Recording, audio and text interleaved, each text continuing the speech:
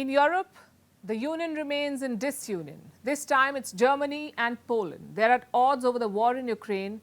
They can't agree on how much military aid should be given.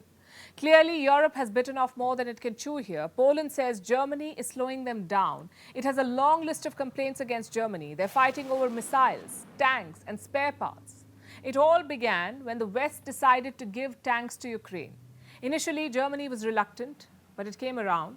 Berlin, with other European partners, agreed to transfer more than 100 tanks to Kiev. The announcement was made in January. Last we checked, Germany is yet to make the transfer. And now Poland says Germany's support is half-hearted because tanks will not be enough. Poland says Germany should also share spare parts with Ukraine. This is basically about the Leopard tank. Both Germany and Poland are sharing these tanks with Ukraine, but some of these tanks are old, so they might need spare parts. Poland says spare parts are necessary. Without the parts, the tanks will be of limited use to Kiev. And now the Polish president has spoken out. Listen to what Andrzej Duda said last week, and I'm quoting. The main responsibility rests with the Federal Republic of Germany, the main producer of those tanks. We've been urging the German side for so long to join the tank coalition and not only deliver the tanks, but also the spare parts. Last month, Poland delivered 4 tanks to Ukraine. It was the first set of deliveries. The Polish Prime Minister himself went to Ukraine for a photo op. Dear soldiers, we brought the first 4 Leopards from Poland in order for you to chase away the Russian aggressor as soon as possible. Thank you for your bravery. Poland came out ahead. It gave the Leopard tanks, but they came with the same problem. They're old and they're no longer in production. So finding parts is going to be difficult. And this could further affect ties. You see, Poland and Germany are neighbors, and they don't get along on a host of issues. The tensions erupted last year when Poland demanded compensation from Germany. Compensation for what? Damages caused in the Second World War. Do you know how much money Poland is asking for? $1.3 trillion.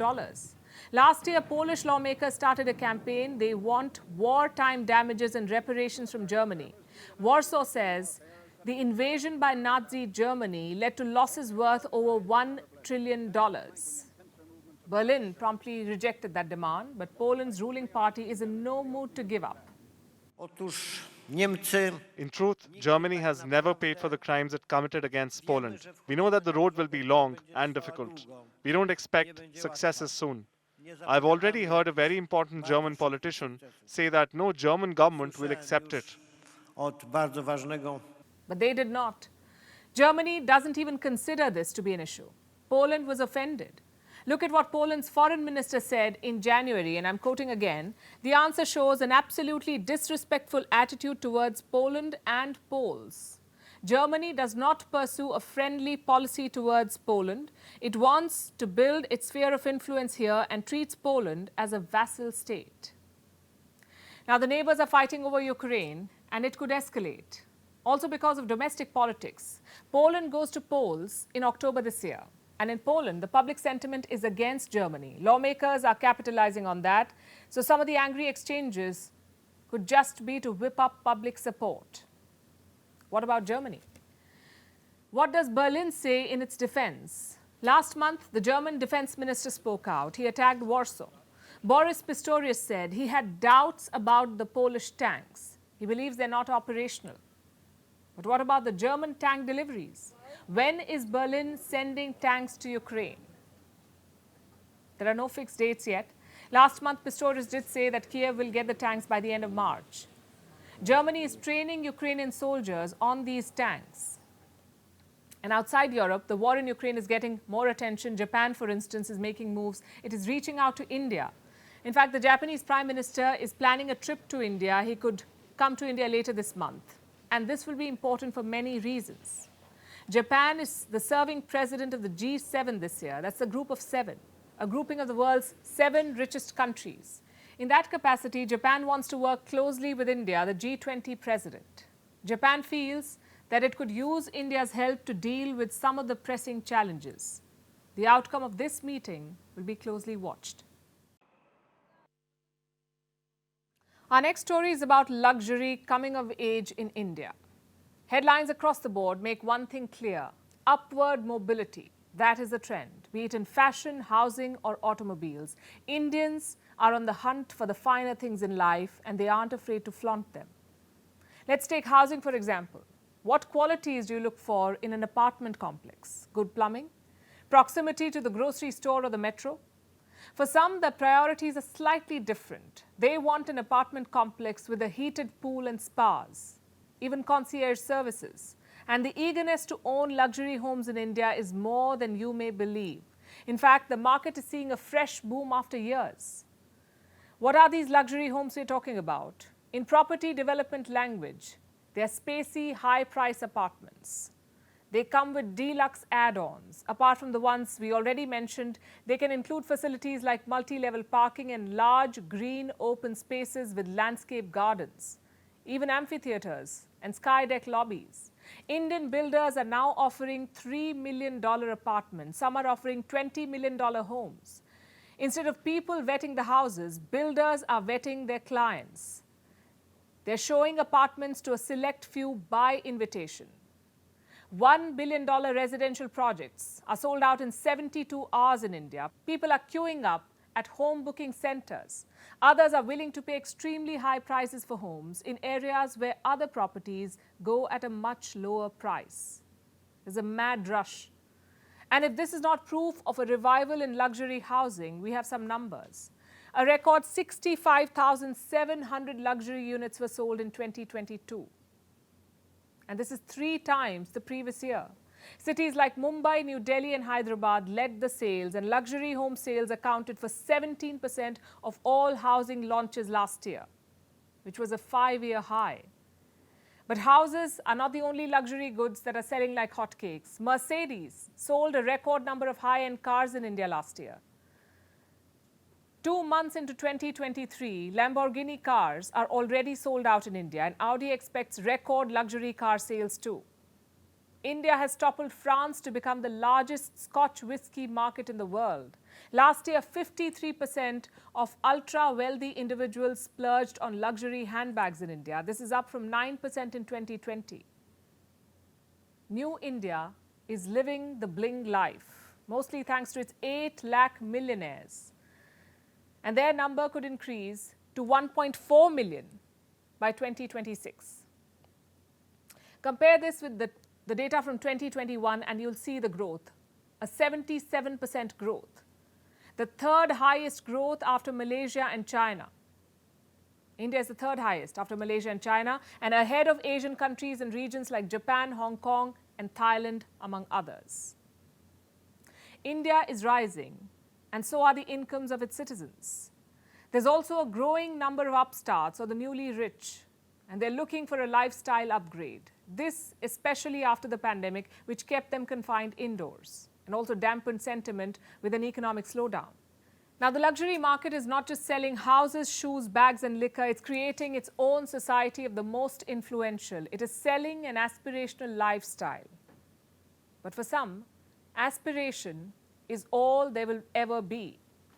The gold rush of luxury belongs to the upper crust of India, the richest 1%.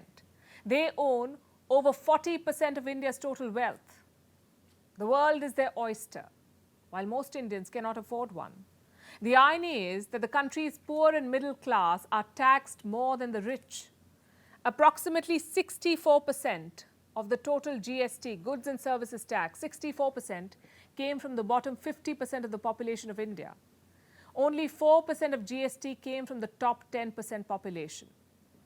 So while India is crawling with millionaires, 1.4 billion people have a per capita income of $2,300.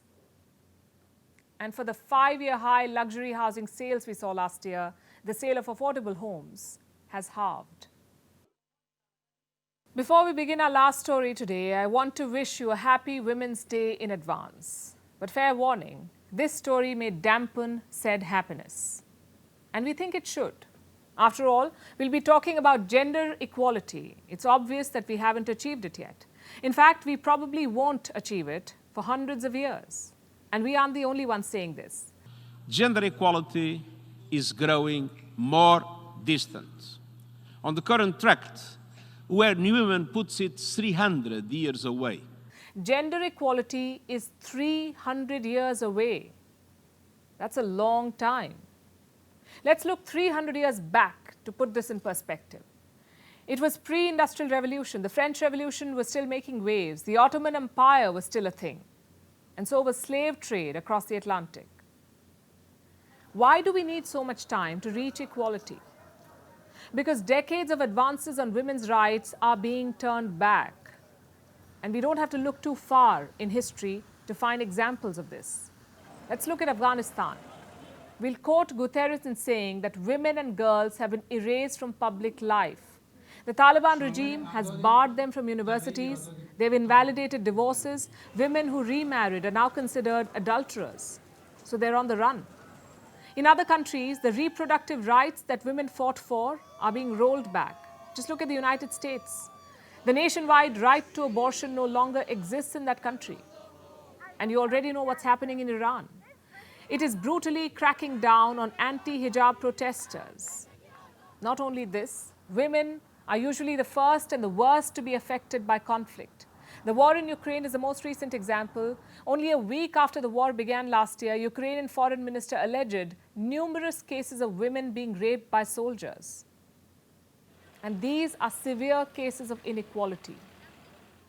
Just look at your classrooms, workplace, or homes for everyday examples. The sheer discrimination will stare back at you. And if these crises weren't enough, the pandemic made things worse. It wasn't just a public health or economic crisis, it was also a crisis of discrimination. It forced millions of girls out of school and mothers out of the global workforce. About 48 million women and girls were pushed into extreme poverty. This, in addition with closed schools, meant more girl-child marriages.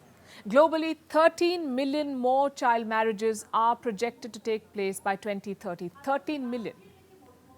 There was an over 30% surge in cases of violence against women by intimate partners. And of course, unpaid work during the pandemic. It kept the world running. 70% of it was done by women. Last year, women earned an average of 82% of what men earned. I could go on and on, but you get the idea. So let's talk about the dreaded P word, patriarchy. The word has clearly lost its meaning. We blame the overuse. So we can avoid it all we want to, but it's hard at work all over the world.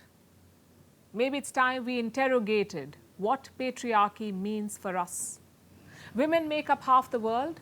This means if women aren't involved, the world also functions at half its potential. Eliminating gender disparities is not just the right thing to do, it also goes hand in hand with financial stability. It can stimulate economic growth, boost private and public sector performance. Empowering women is smart economics. It could add $12 trillion to global growth. Let me repeat that figure.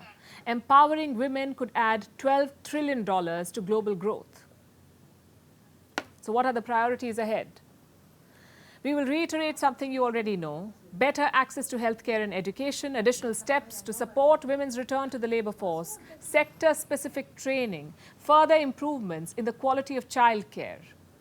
And if these sound like a giant leap, something as basic as equitable division of household chores will help the cause. The vision is ambitious, but gradual, collective, and measured implementation can guarantee success. Because 300 years to reach gender equality is absolutely unacceptable. We again quote Guterres in saying, "The patriarchy is fighting back, but so are we." And finally, it's time for Vantage Shots, images that tell the story. Holi, the festival of colors, is upon us. It marks the arrival of spring and the end of winter. Celebrations have kicked off in various parts of India and Nepal. In Thailand, 100,000 candles were lit at a Thai temple. It was to honor the Buddha on Maka Bucha Day. In the US, California is receiving twice the amount of snow it usually gets. In Finland, bright and colorful northern lights lit up the sky. And finally, Barbie is celebrating the International Women's Day. The doll is no longer white, petite, and a damsel in distress waiting for Ken. She's now black, body positive, and a space scientist. Even if it's a marketing stunt, It's worth mentioning, we say. Leaving you with these visuals. Thanks for watching. We'll see you tomorrow.